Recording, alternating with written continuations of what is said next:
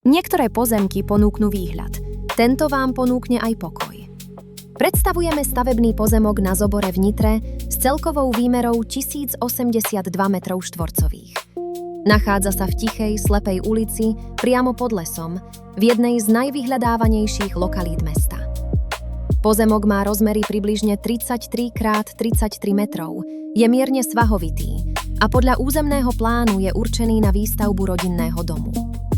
V cene je zahrnutý aj spoluvlastnícky podiel na prístupovej ceste. Z inžinierských sietí je na pozemku k dispozícii mestský vodovod a verejná kanalizácia. Elektrina je privedená na spodnú komunikáciu a napojenie na pozemok si nový majiteľ zrealizuje podľa vlastných potrieb. Veľkou výhodou je rýchle napojenie na centrum Nitry aj diaľnicu R1, pričom okolitá zástavba rodinných domov zachováva súkromie a pokojné bývanie.